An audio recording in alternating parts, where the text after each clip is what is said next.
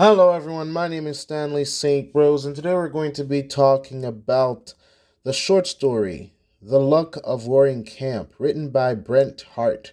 Now, before I go into this topic, please remember to leave a like, subscribe, and or comment so that the channel can continue to grow. So, The Luck of Warring Camp. Really interesting short story here. A lot of things are happening. Let's just get right to the point here. So basically, you have this camp. It's during the gold rush in California in the 19th century, and you have Warring Camp here. It's a camp where there's like 100 men. In the short story, we're told that there's 100 men like waiting for the baby to be born. So we can assume that okay, there's 100 men in this camp, and they each have slept with Cherokee Sal. Now, Cherokee Sal is the only woman within this camp, and the short story pretty much makes it very clear that she's a very sinful woman, that there's a lot of shame that she's partaken in, and it kind of implies that she's a prostitute and that all of these men have slept with her. And I mean, that's kind of really disturbing. There's one woman and 100 men, and they've each have slept with her. So it's a little dark. It's a little, well, just nasty. I mean, there's no other way of saying it, because like this woman, these are all these. There's criminals. There's violent men, drunks, gamblers. All like it's like some of the worst men in society, the scum of society. Just not good people. And I mean, not all of them are horrible people. It's just like it's a mixture of all types of men you could think of. Some that have only one eye, some only have three fingers on one hand, some are strong, some are weak, some are liars, some are stealers, some are drunks, all types of men, sinful, all you could think of. And they've all pretty much slept with Cherokee Sal, or it's heavily implied that this has happened. And also, Cherokee Sal is a Native American Indian, which this short story has a lot to do with American history, because a lot of the Native Americans in California during the gold rush, a lot of them were killed or died of disease, or they went to some of the women, Native American women, went to business, prostitution business.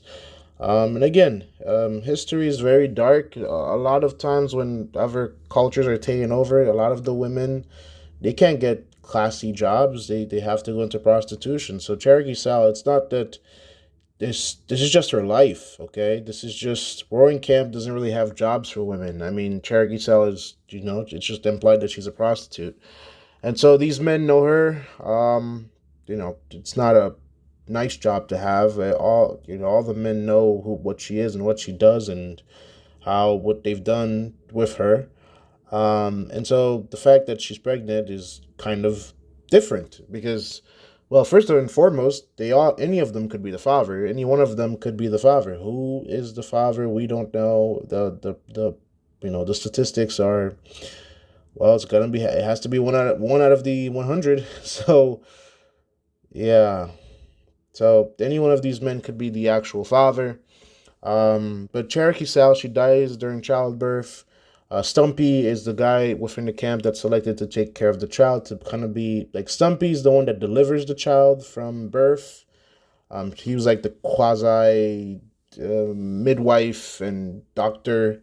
He delivers the child, but Cherokee Sal dies in the process, and she dies, and they bury the body, and her shame is over from that point of view. And then her child is left, and the camp kind of changes. The men clean up, they clean themselves up, they're more nicer to each other, and they start making decisions like a family.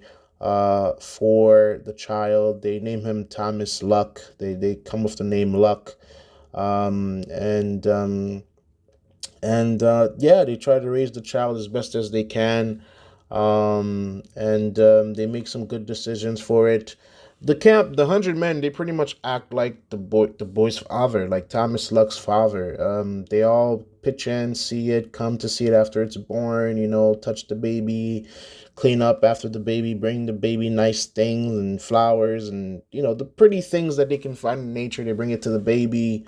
And There's Kentuck. Kentuck is very really heavily invested in protecting the baby and being there for the baby and calling it names. The baby is fond with him, and they're all getting along. The camp's getting along, but then there comes a big flood. Snow from the mountains come down. There's a big flood. The flood takes down trees, takes down another camp twice, and all that goes down. And then ultimately, Warren camp gets flooded, and Stumpy's camp cabin gets destroyed, and Stumpy dies. And then they find Kentuck holding the baby away from Stumpy in the cabin, and Kentuck dies, and the baby dies, and everything. The Stumpy dies, Cherokee Sal dies, Kentuck dies, and Thomas Luck dies. They all die, and the story ends like that.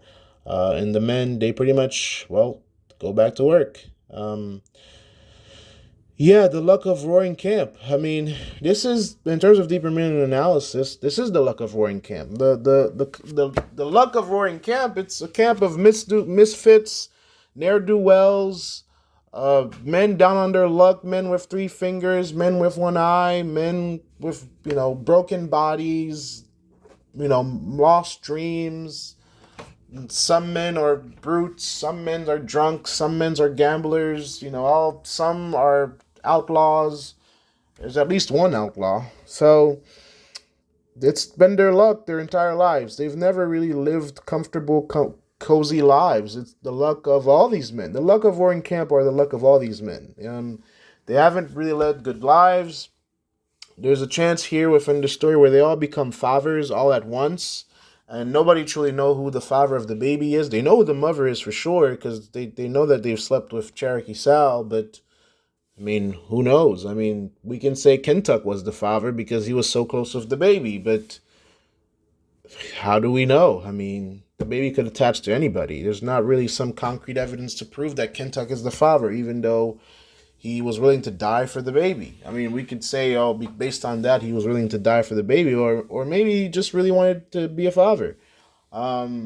Maybe Stumpy was the father. I mean, who knows? I mean, Cherokee Sal was doing, sleeping with the men for business. I mean, prostitution is the oldest business in the world. I mean, even to this day in the 21st century, it still happens around the world. It's sad, but that's what it is, And so anybody could be the father. But this is the luck of the men. I mean, one of the greatest ideas that you can get from the short story is that these men, their luck is horrible. Okay, their lives have given them some glimpse of hope, but ultimately the hope gets ripped away from them.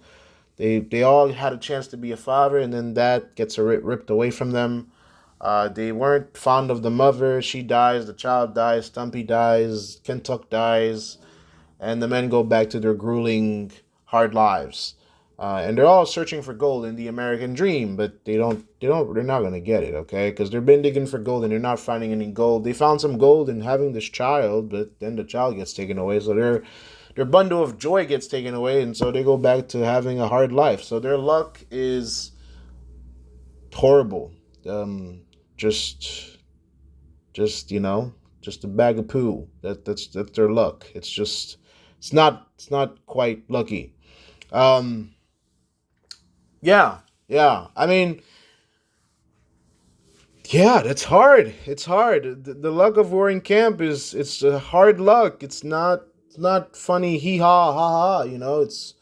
It's dark and grim, and they just have to keep keeping on, just like they've been doing their entire lives. I mean, in terms of personal meaning, I mean, we can find some. Life gives you ups and downs, and you just gotta face them.